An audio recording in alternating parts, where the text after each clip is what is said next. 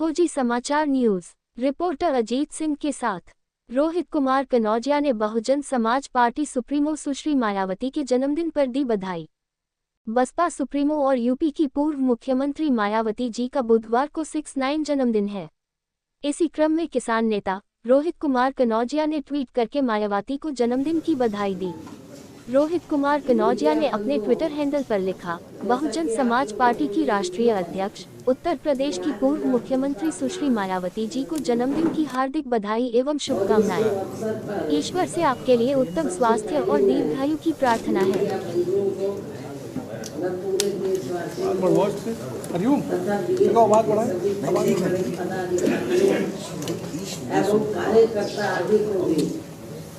नववर्ष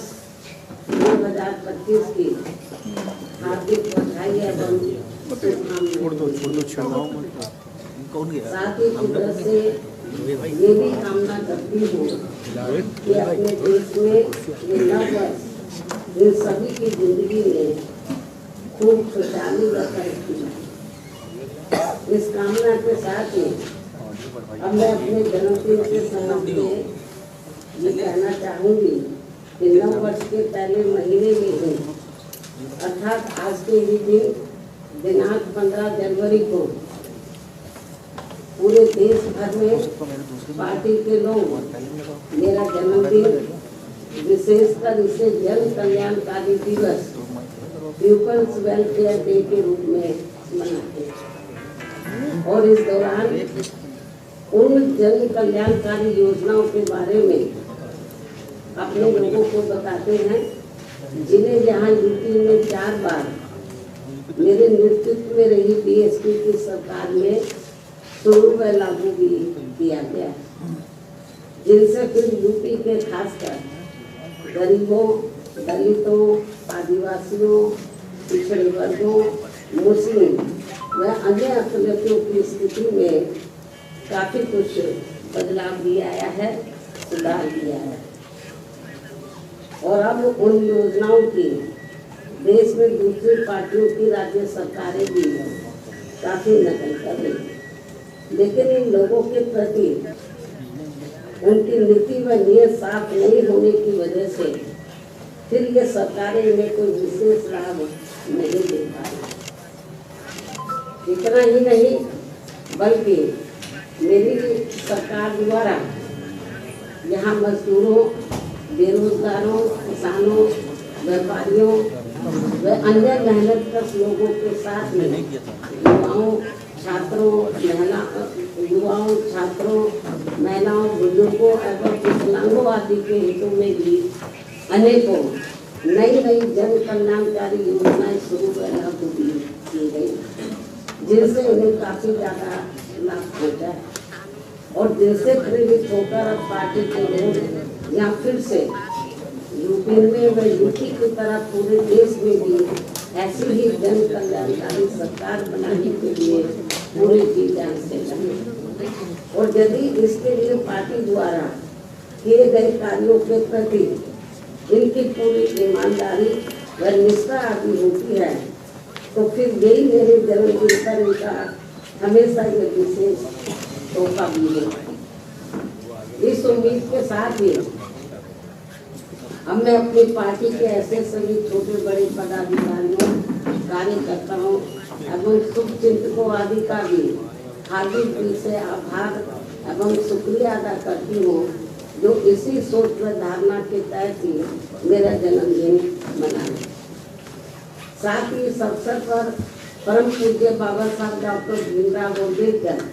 एवं मान्यवर श्री काशीराम जी के कार्यों को आगे बढ़ाने के लिए बीएसपी को पूरे तन मन धन से सहयोग करने का अपना संकल्प भी दोहरा रहे और अब उनका बढ़ चढ़कर यही नारा है जो आज के दिन जो वो लोग नारा लगा रहे हैं मेरा जन्मदिन मनाने के मौके पर वो नारा लगा रहे हैं कि बाबा साहब का मिशन अधूरा बीएसपी करेगी।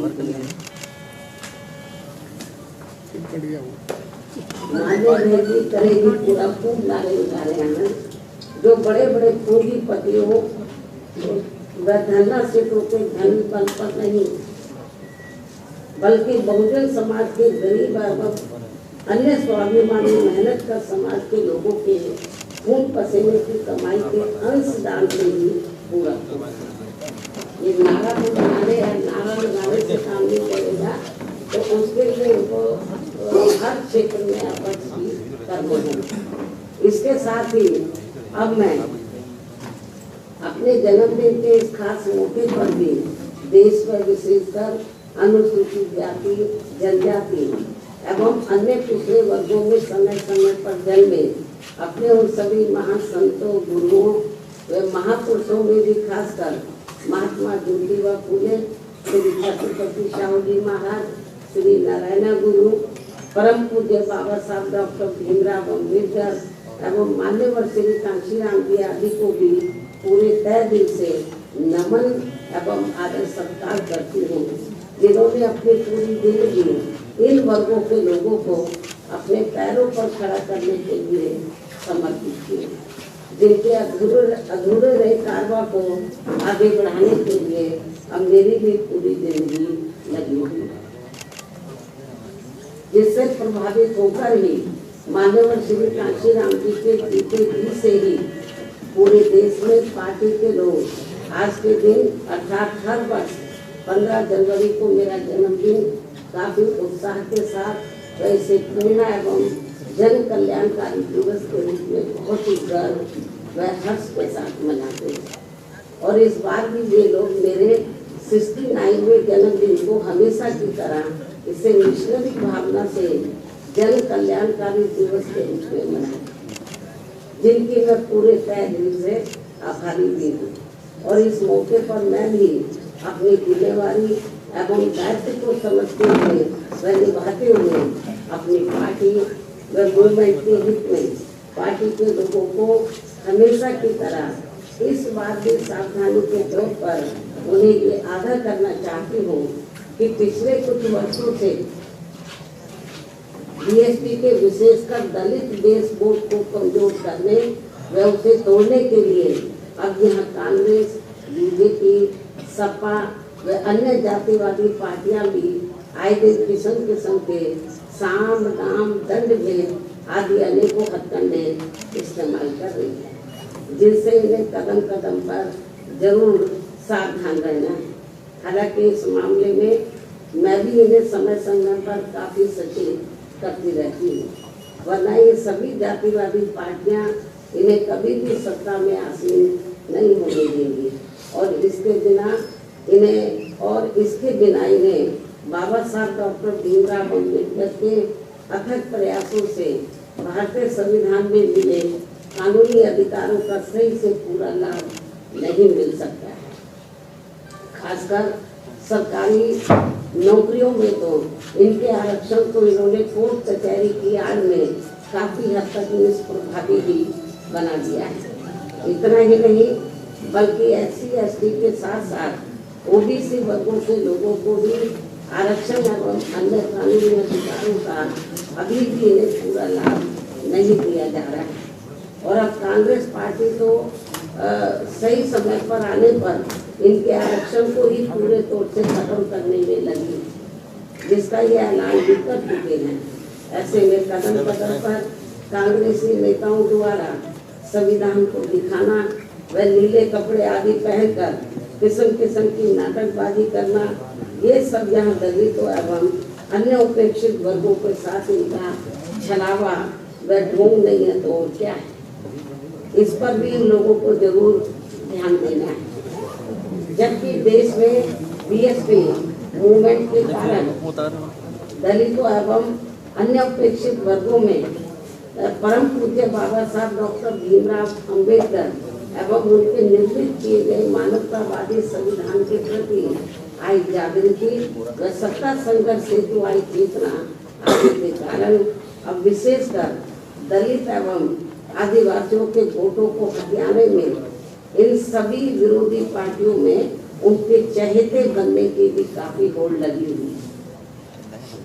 किंतु उनका हक छीनने में अभी भी कोई पार्टी पीछे नहीं। अर्थात ये सभी पार्टियां एक ही थैली के चट्टे बटे हैं। और जिस प्रकार से जातिवादी सोच वह द्वेष के तहत चलकर कांग्रेस पार्टी की सरकारों में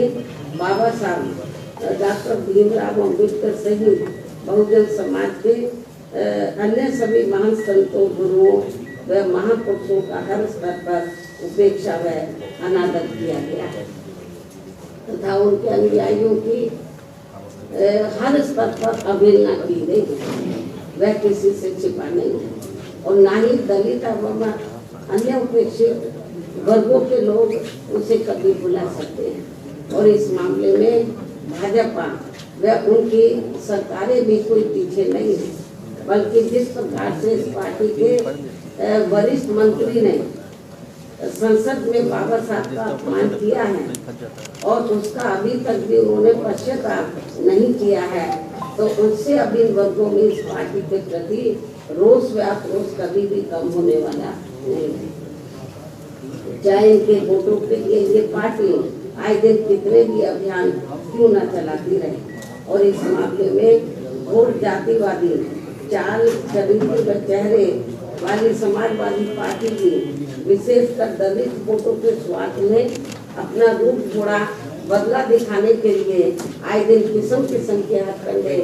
इस्तेमाल करने में लगी रहती है, जबकि यूपी में इनकी सरकार में दलितों के प्रति अन्याय, अत्याचार व इनके महापुरुषों का हुआ अपमान आदि को भला कौन भुला सकता है। इससे ये स्पष्ट है कि बाबा साहब एवं उनके संविधान तथा उनके द्वारा मिले आरक्षण व अन्य संवैधानिक अधिकारों को लेकर दलितों एवं अन्य उपेक्षित वर्गों की राजनीतिक शक्ति बीएसपी से ही बन पाई है, किंतु इनके वोटों के स्वार्थ के लिए कांग्रेस, बीजेपी व सपा आदि अब आसानी से कामयाब होने वाली नहीं है, जिसके लिए ये पार्टियां आए दिन किस्म किस्म के हथकंडे भी इस्तेमाल कर रही है, जिनसे इन लोगों को हमेशा सावधान रहना है। हालांकि इन वर्गों के साथ साथ अन्य सभी मामलों में भी केंद्र व राज्य सरकारों की अधिकांश चल रही गलत नीतियों एवं गलत कार्य प्रणाली की वजह से ही अब देश की जनता काफी ज्यादा दुखी व परेशान भी है, जो ये आए दिन ऐसी सरकारों के विरुद्ध काफी आवाज भी उठा रहे हैं, जिनसे भी अब कोई हल नहीं निकल पा रहे हैं। ये भी बड़ी चिंता की बात है। रोटी रोटी के नए नए नियम कानून बनाकर उनकी आड़ में भी यहाँ बेरोजगारों को वर्षों तक नौकरियों से वंचित रखा जा रहा है। फिर चुनाव में उनका मुंह बंद करने के लिए उनको किस्म किस्म के लुभावने वायदे कर दिए जाते हैं, जिनसे इन्हें अभी तक कुछ भी हासिल नहीं हो पा रहा है। जबकि यूपी में हमारी पार्टी की 4 बार रही सरकार में हमने खासकर गरीब एवं बेरोजगार लोगों को किस्म किस्म के लुभावने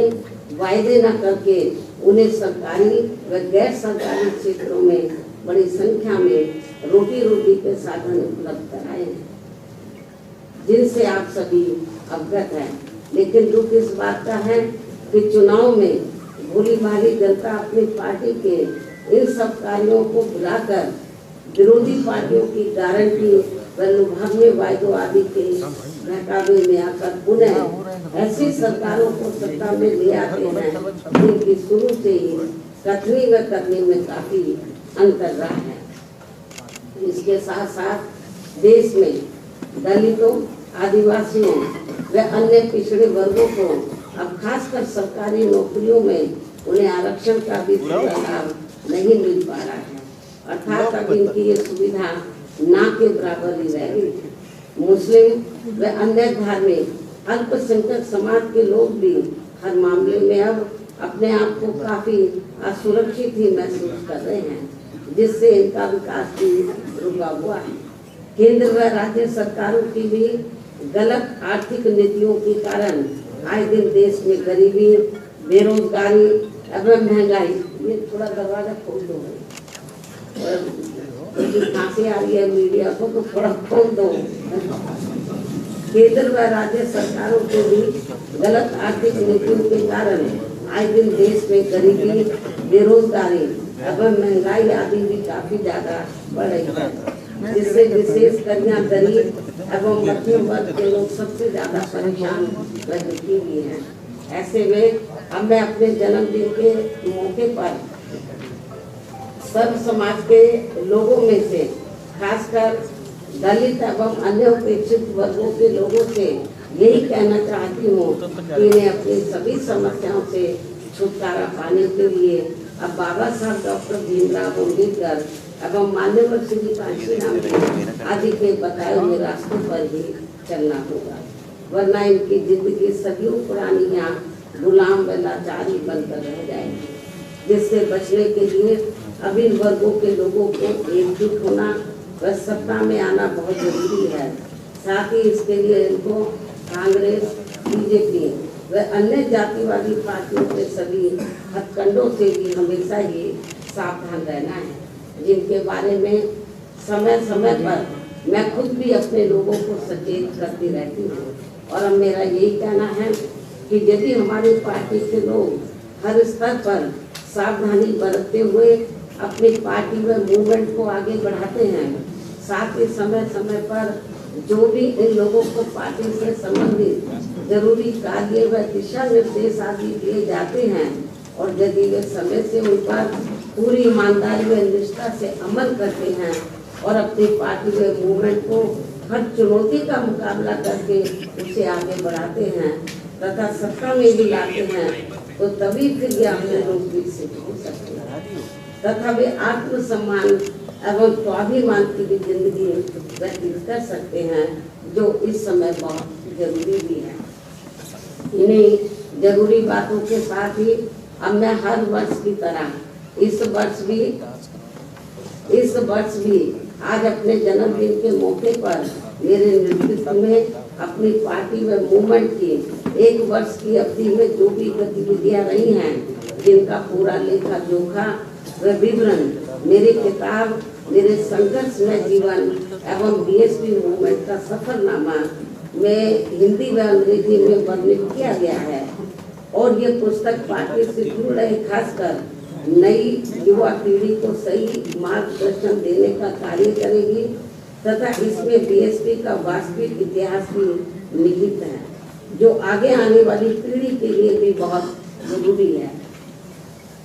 और अब मैं इस अति महत्वपूर्ण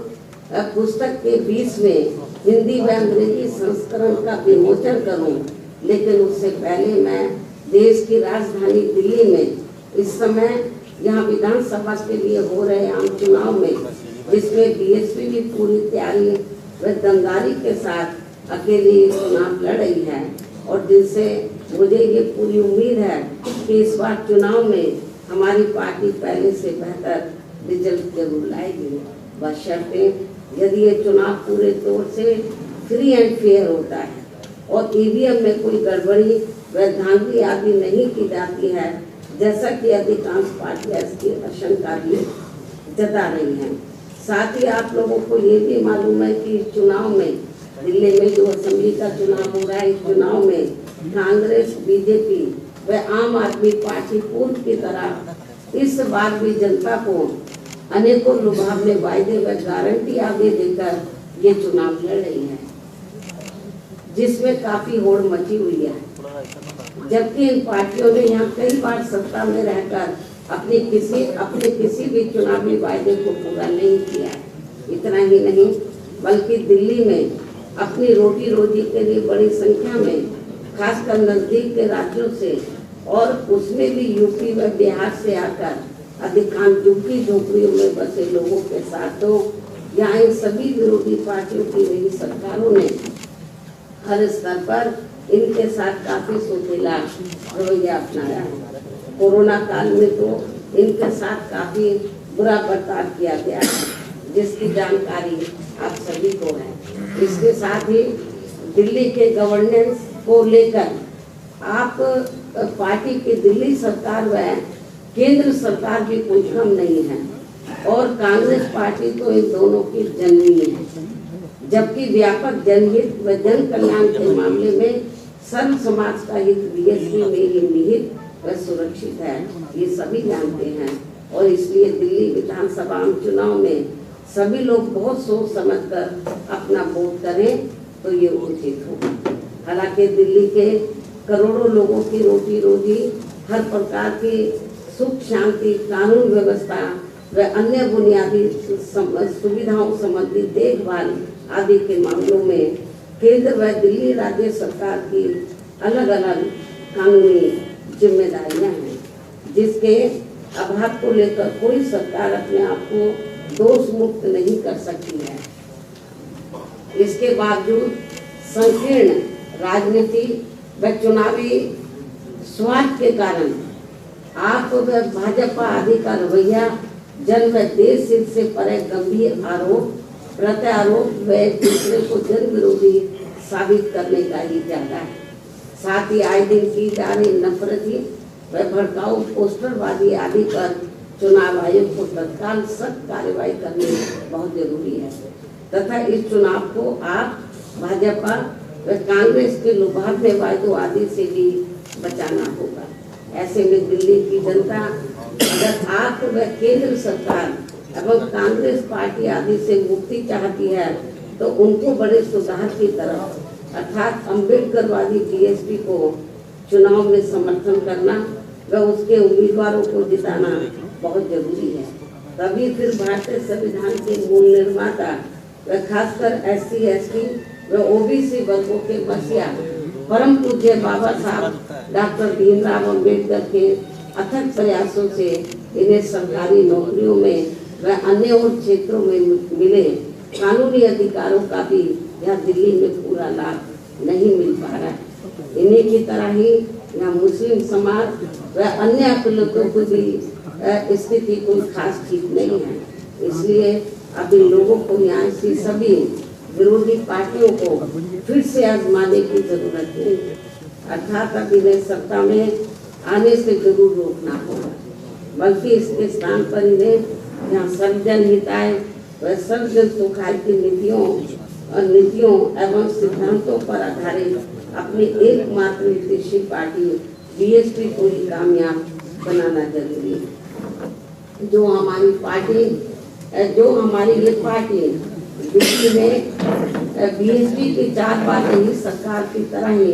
यहाँ दिल्ली में भी सर्वजन हिताय व सर्वजन सुखाय की नीतियों एवं सिद्धांतों पर आधारित ही सरकार चलाएगी, जिसके लिए मेरे दिशा निर्देशन में यहाँ पार्टी के यानी कि दिल्ली में, जिसके लिए मेरे दिशा निर्देशन में यहाँ पार्टी के नेशनल कोऑर्डिनेटर श्री आकाश आनंद के नेतृत्व में पार्टी दिल्ली यूनिट के लोग तथा अन्य वरिष्ठ पदाधिकारी भी पूरे जी जान से लगे। और ऐसा हो जाने पर ही तभी फिर यहाँ बाबा साहब डॉक्टर भीमराव अम्बेडकर एवं बीएसपी के जन्मदाता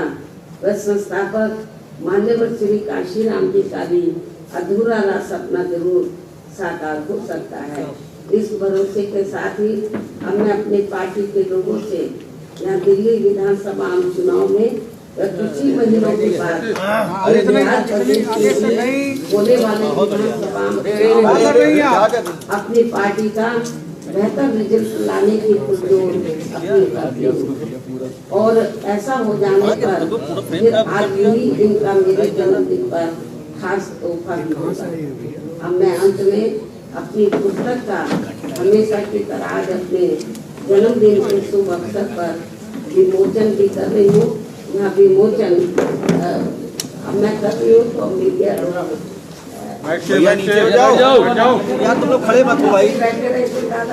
अरे नहीं हुए भैया, स्टेज भाई मोबाइल नीचे कर लो यार, मोबाइल नीचे करो भाई।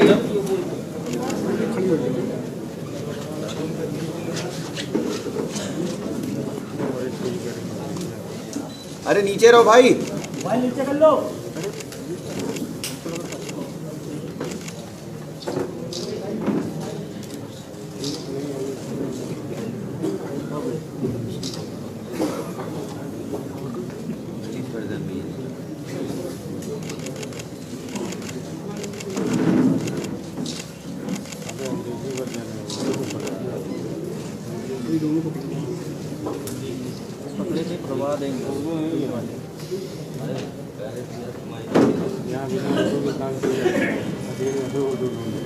आप दोनों को जोड़ लेना, एक्सपर्ट हैं आप लोग। जी जी इधर की उधर फोटो करें। यदि मीडिया बंधुओं के कुछ जरूरी सवाल हैं तो वे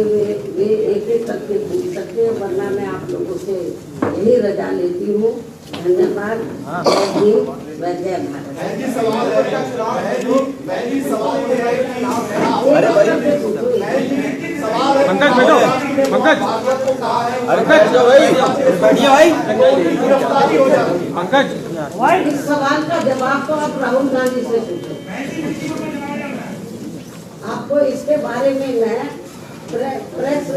मीडिया के जरिए अपनी बात स्पष्ट कर चुकी हूँ। बहन जी, मिल्कीपुर विधानसभा उपचुनाव में बीजेपी और सपा दोनों दलित वोट पर काफी फोकस करी हुई है। बीजेपी ने भी अपना कैंडिडेट दलित उतारा है।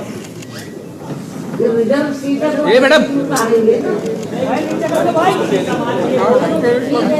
अरे भाई क्या कर रहे हो भाई?